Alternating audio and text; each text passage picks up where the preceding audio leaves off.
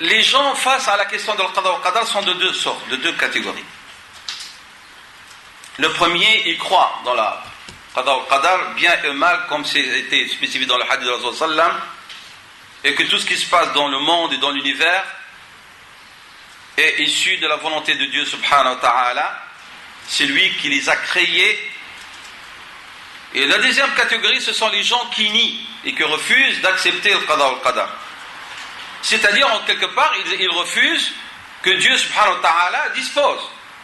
Le créateur, il ne peut pas disposer de sa création. C'est-à-dire, on vient à la pensée aristotélicienne, c'est-à-dire Dieu il est dehors et nous on est là. Ou Dieu il connaît les choses globales mais il ne connaît pas les choses en détail particulières. Ya'lam al-kulliyat wa la ya'lam al-juz'iyat. Et nous les musulmans, nous affirmons Allah ya'lam al-kulliyat wa al-juz'iyat, comme on a dit tout à l'heure. Ya bunay dans sourate Luqman, Ya bunay innaha antakum mithqala habbatin min khardalin fatakum fi sakhratin aw fi as-samawati aw fi al-ardi ya'ti biha Allah. Dans sourate Luqman, ô mon fils, innaha antakum mithqala habbatin, ne serait-ce que le poids d'un atome d'une graine de moutarde. Fatakun, elle va être où? Fi sakhratin, un rocher. Aw fi as-samawati, ou dans les cieux. Ya'ti biha Allah, Dieu la fera venir, c'est-à-dire il sait où est-ce qu'elle est. Subhanahu wa ta'ala. Donc ça c'est la foi des musulmans, c'est notre foi. Parce que nous croyons dans un être absolu, parfait, omniscient, subhanahu wa ta'ala. Si nous ne croyons pas dans ces qualités, dans ces attributs de Dieu, Dieu ne peut pas être digne d'être adoré. Parce qu'il sera imparfait, il sera imparfait. Wallahu subhanahu wa ta'ala kamilun. Dieu, il est parfait dans son être et dans ses attributs, dans ses actions. Wa fi af'ali. Et, j'ajoute un élément important pour l'action de Qadar al-Qadar, et il fait ce qu'il veut. Fa'alun lima yurid. Fa'alun lima yurid. Et fa'alun ici avec la formulation de l'exagération, pour dire personne ne peut restreindre ce qu'il veut, ni l'empêcher de faire ce qu'il veut. Donc ça, ce sont les individus, comment est-ce qu'ils sont face à la question de l'Qadar al-Qadar. L'importance de ce pilier,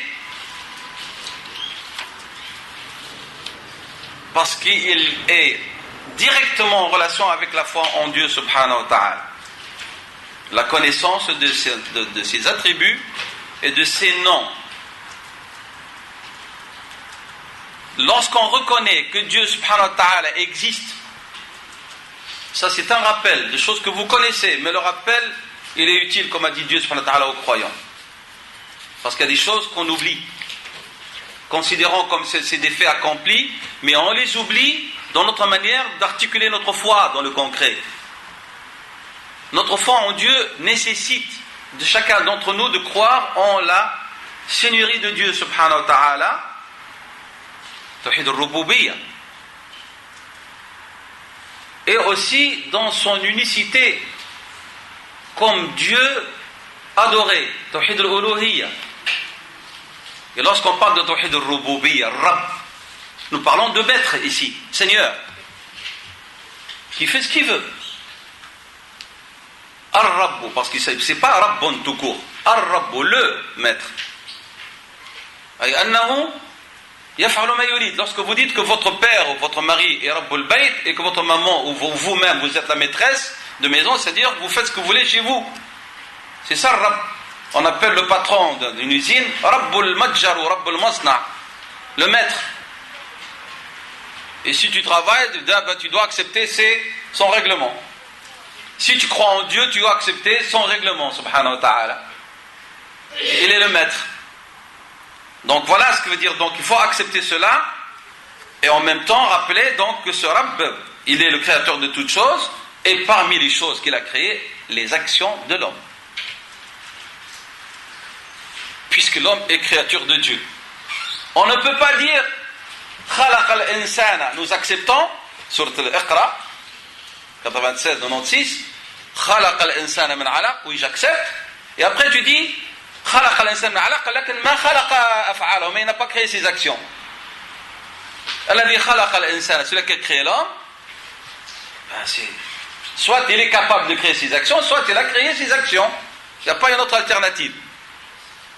Soit, on appelle ça du domaine du mumkin, du possible, il peut créer ses actions, ou du fait accompli, puisque il l'a créé dans sa globalité, il a créé ce qu'il contient. Sinon, on est dans la contradiction de croire qu'il a créé, mais il ne peut pas créer le reste. L'être humain, il vit et il sent qu'il passe par des phases, par des situations différentes. La bonne santé et la maladie, la richesse et la pauvreté, la faiblesse et la force, les moments de contentement et les moments des épreuves et des afflictions,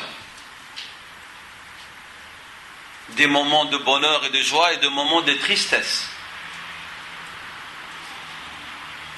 Et l'homme regarde autour de lui et il va voir que les hommes, pas uniquement sa personne à lui, mais les autres créatures humaines, elles-mêmes, elles vivent ces situations, mais de manière différente et à des niveaux différents.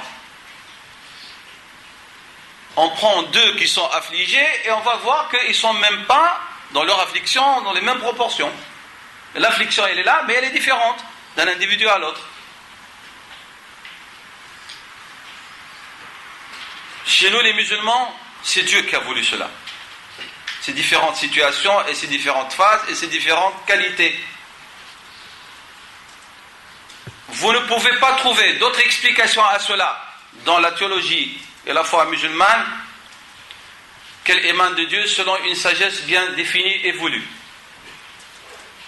Et que donc elle émane de Dieu selon sa volonté et sa capacité. Si vous croyez en l'existence d'un Dieu. Et si vous n'y croyez pas, à ce moment-là, s'appliquera à vous ce qui suit. Ce qu'on a rapporté dans un hadith Qudusi, sa valeur c'est une autre chose, d'authenticité, mais le sens est le suivant: celui qui n'accepte pas mes épreuves et qui n'est pas reconnaissant pour mes bienfaits. C'est une partie de hadith, il est lent. Donc Dieu dit qu'ils sortent de dessous de mon toit, c'est-à-dire de mes cieux, et qu'ils se cherchent un autre Dieu que moi. Donc celui qui n'est pas patient face à mes épreuves et n'est pas reconnaissant face à mes bienfaits, qu'il sorte de dessous de mes cieux, Dieu dit, ma création, c'est-à-dire qu'il sorte de mon univers, et qu'il se cherche un autre Dieu que moi. C'est-à-dire, quelque part, bon gré, mal gré, vous êtes sous ma coupe. Alors l'intelligence, c'est celui qui accepte d'être sous la coupe parce qu'il n'a pas le choix. Comme lorsqu'on parle du malheur, on va en parler, lorsqu'il afflige l'individu, soit il patiente, c'est même pas, soit il accepte, ça c'est un degré supérieur, qui a un rapport avec le qada ou le qadar. Soit il accepte, et il est satisfait, parce qu'il croit dans la qada ou le qadar, et il en est récompensé par une augmentation de la proximité. Ou soit il ne patiente pas, et il n'accepte pas, et le fait est accompli, l'affliction elle est là, et il finira par oublier, malgré lui. Il finira par oublier malgré lui. Et donc, à la clé, il est réprimandé et dénigré. Donc ça c'est l'attitude.